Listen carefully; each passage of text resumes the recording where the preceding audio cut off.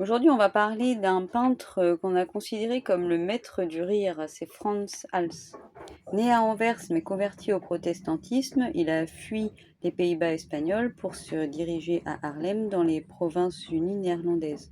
Si nous devions caricaturer quelque peu, on pourrait dire qu'après la furie iconoclaste de la Réforme et de la fin du XVIe siècle, il existe au XVIIe deux grands types de peinture que sont l'art baroque catholique, donc soutenu par la contre-réforme, qu'on retrouve chez Rubens dans les Pays-Bas espagnols, et l'art protestant dit plus puritain dans les Provinces-Unies, représenté par Rembrandt ou par Frans Hals. On trouve moins de représentations religieuses, mais plus de portraits, beaucoup plus réalistes, et on voit avec Frans Hals un peintre qui est capable de capter l'expression de la personne qu'il va portraitiser, et notamment cette expression de rire qui a été longtemps mise de côté pour différentes raisons, mais peut-être notamment parce qu'elle ne correspondait pas au canon de beauté, pouvait s'apparenter à une grimace.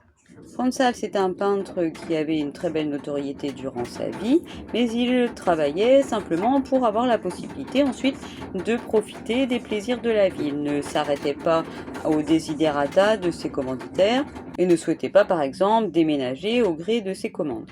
Mais observons quelques-uns de ces tableaux où il a représenté le rire. Tout d'abord, ici, ce jeune garçon riant, qui s'apparente à une tronie, c'est-à-dire que c'est un portrait, mais il n'y a pas moyen d'identifier le personnage. On est là simplement pour saisir une expression.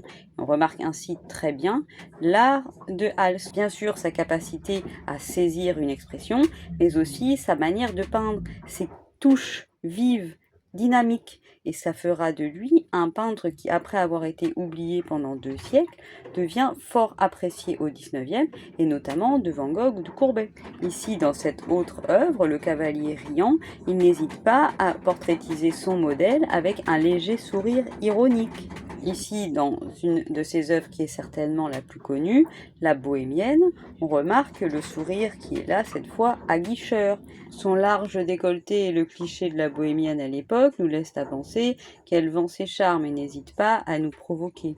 Mais le rire peut aussi être le symbole de la folie, comme on le voit ici dans Malebabeu, qui est donc la sorcière d'Haarlem, où on va retrouver une femme avec un pichet de bière et une chouette, sachant que l'on dit aux Pays-Bas « ivre comme une chouette ». Frans Hals avait aussi de nombreuses commandes et n'a pas fait que des portraits de ce genre. Mais c'est peut-être à cause de cela qu'on pensait qu'il avait une vie quelque peu dissolue. Toutefois, il ne faudrait pas les voir comme une glorification de la débauche. Il était protestant tout de même. Et nous, on se retrouve bientôt avec un nouvel artiste. À bientôt!